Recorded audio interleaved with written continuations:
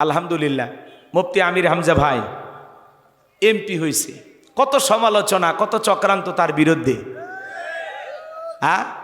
3 বছর জেল খেটেছেন, আয়না ঘরে থেকেছেন। আল্লাহ তার সম্মান কমাইছে না বাড়াইছে? মুফতি আমির হামজা এমপি হয়ে গেল, বাতিলদের ঘুম হারাম। হুজুরেরা সংসদে ঢুকতেছে আর রামবামেরা জ্বলতেছে, নাস্তিকেরা ইসলাম বিদ্বেষীরা জ্বলতেছে। কথা কর। আলেমেরা 2-4 জন গেছে, সামনে আরো যাবে ইনশাআল্লাহ। সময়ের পরিবর্তন হবে। কি সুন্দর সবটু বিবরে বসে থাকে, ভালো লাগে না? মুফতি আমির হামজা ভাই বলতেছে, গতকালকে কথা হলো, বলতেছে মাওলানা আমি এর আগে বুঝতাম না যে এমপি মন্ত্রীরা এতটুক টাকার মালিক কেমনে হয়। এই কয়েক দিনে যে পরিমাণে আমার কাছে ঘুষের টাকার অফার আসছে, এমনি 5 বছরে মানুষকে হাজার হাজার কোটি টাকার মালিক হয়। এই কয়েকদিনে আমার কাছে শত শত কোটি টাকার অফার আসছে। খালি হুজুর মানুষ দেখে আর আল্লাহর ভয় আছে, এই জন্য আমি তো এগুলো নাড়বো না। আল্লাহ কি আমারে কম দেশে? আমার সম্পদ আরো কমবে, বাড়ার কোনো কায়দা আমি দেখতেছি না। কারণ আমি ওয়াদাবদ্ধ, আমি একটা আদর্শের রাজনীতির দল করি, আমি আমার আল্লাহকে ভয় করি। কথা বলেন। মুফতি আমির হামজা ভাইকে 50 কোটি টাকা অফার করা হয়েছে। এছাড়াও বিভিন্নভাবে যেখানে হাত দেই হুজুর এটা আপনার কাজ না, আপনি কেন এখানে নাক গলাচ্ছেন? কথা কি বুঝতে পারতেছেন? আমাদের ভাই, আল্লাহর কাছে দোয়া করি আল্লাহ যেন তাকে ভবিষ্যতে মন্ত্রী হওয়ার তৌফিক দান করে। এইবার এমপি হয়েছে, ভবিষ্যতে কি হবে? মন্ত্রী হবে। আল্লাহ কবুল করেন। জোরে খান আমি। অধ্যাপক নুরুল আমিন ভাই, আপনারা অনেক ওয়াজ শুনছেন না? এই নওগাঁ, নিয়ামতপুর, চাঁপাই নবাবগঞ্জে অনেক প্রোগ্রাম করছে। আমি অনেক মহাব্বত করি, আমার হৃদয়ের মানুষ অধ্যাপক নুরুল আমিন সাহেব। আল্লাহ ওনারেও সম্মান দিয়ে এমপি বানাইছে। ওই যেখানে শিরিন শারমিন ছিল স্পিকারের আসন, সেটা হুজুর দখল করছে। মারহাবা কর। তা আলহামদুলিল্লাহ আমরা পরিবর্তন দেখতে পাচ্ছি। কথা বলেন ঠিক কিনা? এই 2-4 জন যারা গেছে, এনারা থাকলে তো প্রতিবাদ করার মতো একটা অবস্থা আছে। এই দেশে ইসলামের বিরুদ্ধে কোনো কিছু তারা করতে দেবে না। কথা বলে ঠিক কিনা? সংসদ দেখার জন্য মানুষ অপেক্ষায় আছে যে কখন হুজুরেরা বক্তব্য শুরু করে। সমালোচনা যারা করে ওরা জ্বলতেছে, ওরা জ্বলুক, ওরা ফুলুক, ওরা ফাটুক, চিরুক, কিচ্ছু দেখার নাই। হুজুরেরা এগিয়ে যাচ্ছে, সামনে আরো এগিয়ে যাবে ইনশাআল্লাহ। যতগুলো আলেম গেছে, আল্লাহ যেন সব আলেমের সম্মান আরো বাড়ায় দেন। একটু জোরে বলেন আমিন।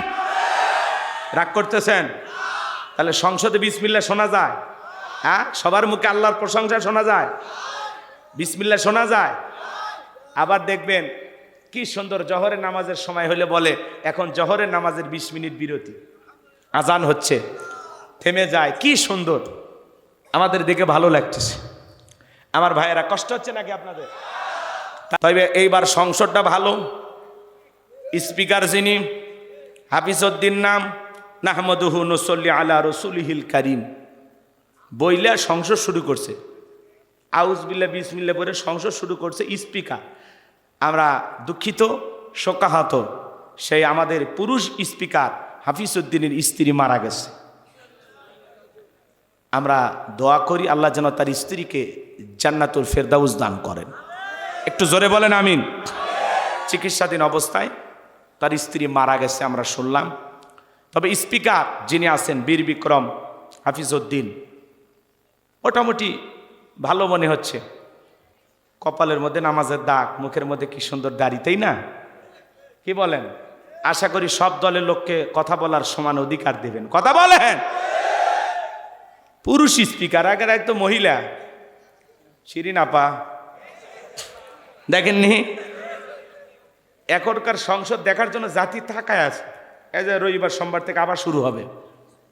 তাহলে আমি যে কথা বলতে চাচ্ছিলাম যে যদি একবার নামাজের ন্যূনতম বিল বাংলার পার্লামেন্টে পাশ হয়, আমরা খুশি না বেজা? নামাজ কি মুসলমানদের জন্য না অমুসলিমদের জন্য?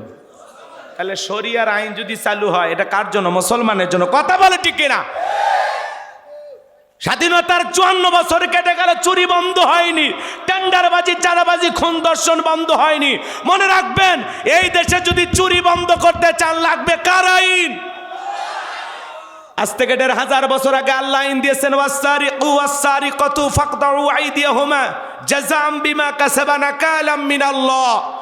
সূরা মায়দার ৩৮ নম্বর আয়াতে আল্লাহ আইন দিয়েছেন, চোর পুরুষ হোক আর নারী হোক, আল্লাহর বিধান, আল্লাহর ফয়সালা। অপরাধ যদি প্রমাণিত হয়, চোরের হাত কেটে দাও। একটা চোরের হাত কেটে সোশ্যাল মিডিয়ার মাধ্যমে যদি আমরা ফালাও করে প্রচার করতে পারতাম, বাংলার পার্লামেন্টে আইন পাশ করা হয়েছে, চুরি করলে চোরের হাত কেটে দেওয়া হবে। একটা চোরের হাত কেটে দেন, ২৪ ঘন্টায় বাংলাদেশে চুরি বন্ধ হবে। এত র্যাব, এত প্রশাসন, এত সেনাবাহিনী লাগবে না। আজকে দোকানে সিসি ক্যামেরা, বাসার ভিতরে সিসি ক্যামেরা, এর ভিতরে চুরি বন্ধ হয় না।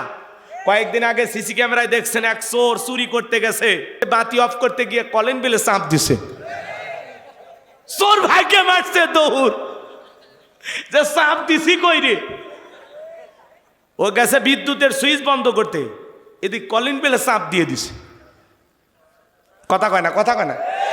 দেখছেন সিসি ক্যামেরায়, দেখছেন এই সিসি ক্যামেরা থাকার কারণে সেদিন দেখছেন হাইরে এক দোকানদারক একেবারে দোকানের ভিতর থেকে গেঞ্জি খুলে নিয়ে যাচ্ছে, কয় চাঁদা দিব নাকি। যারা এই সমাজে চাঁদাবাজি খায় এরা হলো প্রতিবন্ধী। এরা কি? এরা হলো এই সমাজের প্রতিবন্ধী ভিক্ষুক। এদের রোজগার করার ক্ষমতা নাই, এরা প্রতিবন্ধী ভিক্ষুক। এজন্য বাজান, এদেশে চুরি বন্ধ করতে হলে লাগবে কার আইন?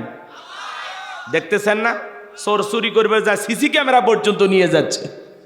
তা আল্লাহর আইন চালু হলে এই সমাজে এগুলো থাকবে না। আর আমাদের সমাজে কেন নেতারা আল্লাহর আইন চালু করে না জানেন? কারণ নেতারা জানে, বিগত 16 বছরে দেখেছেন যারা ক্ষমতায় ছিল 11 লক্ষ কোটি টাকা দুর্নীতি করে বিদেশে পাচার করেছিল। কথা বলেন ঠিক কিনা? নেতা জানে যদি আল্লাহর আইন চালু করা হয় তাহলে বেগম পাড়া বানানো যাবে না, দেশের টাকা বিদেশে পাচার করা যাবে না। কথা বলেন ঠিক কিনা? ওই যে গ্রাম অঞ্চলে আঞ্চলিক ভাষা একটা কথা আছে, সরিষাই ভূত। নেতা আল্লাহর আইন চালু করে না, নেতা জানে যে পরিমাণে দুর্নীতি করে দেশের টাকা বিদেশে পাচার করি, প্রথম হাত নেতার কাটা যাবে। নেতা জানে আল্লাহর আইন চালু করলে দুর্নীতি করার আর কোনো লাইন ঘাট, পুরো লাইন ঘাট বন্ধ, মদ খাওয়া বন্ধ। কথা কয় না? বোতল খাওয়া হবে না, হোটেলে নারী নিয়ে ঘুমানো যাবে না, নেতারা নষ্টামি করার জায়গা থাকবে না। এই জন্যই রামবাম বলেন আর বেঈমানেরা বলেন, ওরা কখনো এই দেশে ইসলাম কায়েম হোক, আল্লাহর আইন চালু হোক, এটা ওরা চায় না। এখন আমি এই কথাগুলো বললে আপনারা কি রাগ করছেন? এজন্য হক কথা কইলে দোষ, রাগ করেন? এখন উচিত কথা যদি কই, পিঠের ওপর দেয়া যাবি মই, এ আনন্দে কিছু লোক কিনে খাবে বগুড়ার স্পেশাল দই। কথা বলেন ঠিক না? যত দোষ নন্দ ঘোষ, সত্যটা বললে দোষ, করলে অন্যায়ের প্রতিবাদ, নামটা হবে তোমার মৌলবাদ, নামটা হবে তোমার জঙ্গিবাদ। এই জমিনে আল্লাহর আইন চালু হোক। কারা কারা চান হাত তুলে দেখা? লিল্লাহি তাকবীর, লিল্লাহি তাকবীর। জমিন যার, আইন চলবে সে আল্লাহ। আল্লাহ যেন সেই দৃশ্য আমাদেরকে চর্ম চোখে দেখার সুযোগ করে দেন। একটু জোরে বলেন আমিন। তাহলে চুরি বন্ধ হবে কার আইনে? ধর্ষণ বন্ধ হবে কার আইনে?